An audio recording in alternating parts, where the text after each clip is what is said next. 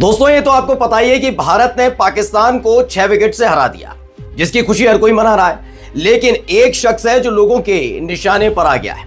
वही शख्स जिसे लोग आंखों पर बिठा रहे थे, पलकों पर बिठा रहे थे, तहे दिल से स्वागत कर रहे थे। लगातार ये दावा किया जा रहा था कि देखिए एक व्यक्ति सारी मोह माया छोड़कर कैसे भक्ति में लीन हो गया और उस व्यक्ति ने सारे मोह माया त्याग दिए। संत होना असलियत में इसे ही कहते हैं। तमाम तरह के दावे किए जा रहे थे। मैं बात कर रहा हूं अभय सिंह उर्फ IITN बाबा की।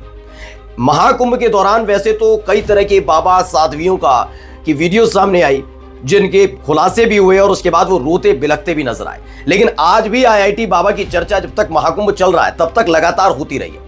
लेकिन पहले जिसमें साधु संत महंत और तपस्वी देखा करते थे, धीरे धीरे उस आदमी की पोल खुल रही है। हाल ही में उसने एक दावा कर दिया था भारत पाकिस्तान मैच से पहले कि भाई जो भारत और पाकिस्तान का जो मैच है इसमें भारत हारेगा, चाहे विराट कोहली एड़ी तक का जोर लगा दे। ये शब्दावली है उस आदमी की। और उसके बाद फौरन बाद जैसे ही मैच जीती है भारत, यानी टीम इंडिया ने 6 विकेट से पाकिस्तान को धूल चटाई है, उसके बाद अब एक नए वीडियो को लेकर अवतरित हो गए IIT बाबा। ये समझ लीजिए रो नहीं रहे, बाकी सब कुछ किया जा रहा है। नमस्कार, मैं हूं प्रज्वल गौतम और आप देख रहे हैं खबर चौक। देखिए जितनी तेजी के साथ सोशल मीडिया के जरिए आप सिर्फ आंखों पर बिठाए जाते हैं, आपकी एक गलती आपको कैसे जमीन पर पटक कर रख देती है, वो आपने हाल ही में कई उदाहरण देख लिए होंगे। रणबीर इलाहाबादिया, जिसने बड़े बड़े कैबिनेट मंत्री, बड़े बड़े नेताओं का सबका इंटरव्यू किया, एक गलती ने ऐसा चकनाचूर कर दिया सब कुछ उनका भविष्य कि अब लोग जो उन्हें पसंद किया करते थे, चाहे वो इधर के हो या उधर के, सारे उन्हें सब के सब उन्हें कोसने में लगे हुए हैं। इंडिया गॉट टैलेंट का कहीं ना कहीं आपने एपिसोड जरूर देखा होगा। हो सकता है मौज मस्ती के तौर पर अकेले में बैठकर उस शो का आनंद भी लिया हो, लेकिन इंडिया गॉट टैलेंट के 12 बज गए, कुछ नहीं अब बचा उस आदमी का।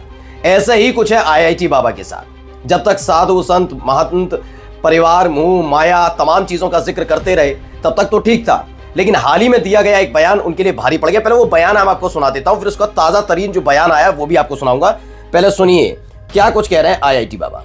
तो अब उनको विराट कोहली को सबको बोल दो कि अपने जेडी तक का जोर लगा के यार, एड़ी तक का जोर। मैंने मना कर दिया, नहीं जीतेगी तो नहीं जीतेगी। अब भगवान बड़े हो गए, तुम बड़े हो, अब देखा जाएगा। तो ये आदमी अपने आप को कभी कृष्ण का अवतार, कभी कुछ बताता है। ये आदमी कैसे डंकी की चोट पर कहता हुआ नजर आया कि मैं कह रहा हूं, यानी मैं का मतलब ये अपने आप को भगवान, क्योंकि इसके बाद इन्होंने कहा कि मैं कह रहा हूं कि इंडिया नहीं जीतेगी तो नहीं जीतेगी, अब देखा जाएगा भगवान बड़े हैं वो बड़े हैं। यानी कि विराट कोहली के लिए और टीम इंडिया के लिए कहा कि भगवान बड़े हैं या वो, यानी भगवान से तुलना अपनी, और टीम इंडिया के लिए कहा कि ये टीम इंडिया जीतेगी या टीम इंडिया बड़ी है या ये बड़ा है।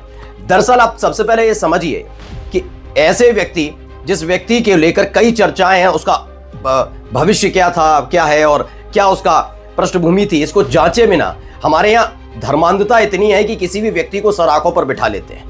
इनके पुराने बयान भी परिवार को लेकर, माता पिता को लेकर जो रहे हैं वो वाकई विवादास्पद रहे, लेकिन कुछ लोगों को ये बात बड़ी रास आती थी, इसलिए सर आंखों पर बिठाया गया। सबसे पहले तो मैं विराट कोहली के बारे में एक बात बता दूं। विराट कोहली जो हैं वो सिर्फ एक क्रिकेटर नहीं है, बल्कि आध्यात्म को मानने वाले व्यक्ति हैं। उनकी आपने कई तस्वीरें भी देखी होंगी। विराट कोहली प्रेमानंद जी महाराज के दरबार में जाते हैं निरंतर, अपनी पत्नी के साथ, अपने बच्चों के साथ माथा टेकते हैं, ईश्वर में बहुत ज्यादा विश्वास रखते हैं। उनकी कई तस्वीरें आपने देख ली होंगी। जहां जहां वो गए हैं, अमूमन वो तीर्थ स्थल पर जरूर जाते हैं, वहां अपने पूरे परिवार के साथ जाते हैं, माथा टेकते हैं। तो ये भगवान से अपनी तुलना करने वाले IIT बाबा ने सीधे सीधे किसी और का नाम नहीं लिया, विराट कोहली का नाम लिया था। अब हुआ क्या उसके फौरन बाद, जरा कुछ और चीजें मैं दिखाने जा रहा हूं। देखिए अब एक नया ताजा बयान आ गया, इस बयान को भी सुन लेना चाहिए। IIT बाबा आप क्या कह रहे हैं, सुनिए। कुछ भी फेंकता रहता हूँ, कुछ भी फेंकता रहता हूँ। सीरियस क्यों ले रहे तुम इतना?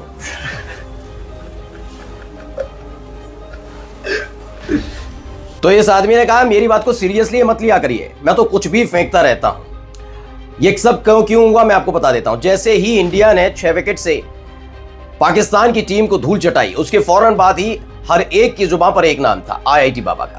IIT बाबा जो कह रहे थे वो पूरी तरीके से, मैं तो बाबा भी नहीं मानता, मैं तो अभय सिंह कहता हूं। इस अभय सिंह को लेकर लोगों की जुबान पर नाम था, और नाम ही नहीं था, बल्कि इसके खिलाफ लोग लगातार इसे ट्रोल कर रहे थे। अब ये समझ गए कि जो दुकान इन्होंने बड़ी मुश्किल से महाकुंभ के नाम पर खोली थी, तरह तरह की बातें करके, वो बंद होने का वक्त आ गया है। तो इसी बीच एक और वीडियो जारी किया गया। वो बात अलग है कि समझ कम है तो खुद ही बोल दिया कि मैं तो कुछ भी बोलता रहता हूं, लेकिन बोला बहुत कुछ है इन्होंने। जरा पहले ये देखिए, न्यूज़ 24 की खबर है, IITN बाबा क्या कहते हैं। उत्तर प्रदेश के मुख्यमंत्री योगी आदित्यनाथ देश के प्रधानमंत्री बनेंगे। प्रधानमंत्री नरेंद्र मोदी देश के राष्ट्रपति बनेंगे और इस साल के आखिर में वर्ल्ड वॉर होगा। यानी ये भी भविष्यवाणी की जा चुकी है। अगर इस भविष्यवाणी को सीधे सीधे आप IIT बाबा के इंडिया और पाकिस्तान के मैच से जोड़कर देखें तो क्या योगी आदित्यनाथ देश के प्रधानमंत्री नहीं बन पाएंगे? क्या अपनी पारी खेलने के बाद नरेंद्र मोदी साहब इस देश के राष्ट्रपति नहीं बनेंगे? और वर्ल्ड वॉर की तो बात बाद में कर ही लेंगे। कुल मिलाकर आप समझिए ये व्यक्ति किस तरीके से लोगों को बेवकूफ बनाता रहा। क्योंकि मैं पहले दिन से कह रहा हूं कि आप चाहे अलग अलग चैनल्स पर इस आदमी का कितने ही बयान सुन लें, मैं इतना भी जानता हूं कि मेरी जो व्यूअर्स हैं वो इस आदमी के हरकतों को देखकर समझ गए हैं कि ये आदमी वो तपस्वी, वो महंत, वो संत नहीं है जो अपने आप को अध्यात्म में पूरी तरह से रमा लेते हैं। ये व्यक्ति अचानक से आता है, अपनी एक कहानी सुनाता है, बताता है कि IIT का टॉपर, IIT में इतना मैंने किया, पढ़ा लिखा, पास आउट किया, इतने लाख की सैलरी, सब कुछ छोड़कर अध्यात्म के नाम पर आ गया। जो ये सब करता है ना, वो इस तरह की भाषा शैली का इस्तेमाल नहीं करता। वो अध्यात्म की सिर्फ बात करते हैं, वो भविष्यवाणी नहीं करते, वो अपने आप को भगवान नहीं बताते, वो अपने आप को कृष्ण का अवतार नहीं बताते। लेकिन ये आदमी अपने आप को हर जगह भगवान से तुलनात करता रहा। इस आदमी ने तो ऐसे ऐसे विवादास्पद बयान भगवानों को लेकर दिए हैं, तो यकीन मानिए कि आप सुन लेंगे तो रोंगटे खड़े हो जाएंगे। आपको याद होगा जब IIT बाबा अचानक से चर्चा में आए थे और अंट-शंट बयान दे रहे थे, उस वक्त जिस अखाड़े में बैठ कर भाई अखाड़े बहुत सारे हैं ना, जूना अखाड़ा है, बहुत सारे अखाड़े हैं, तो उन अखाड़ों में बैठकर जो भी ज्ञान की गंगा बहा रहे थे, उसी अखाड़े ने इनको उठाकर बाहर फेंकवा दिया था।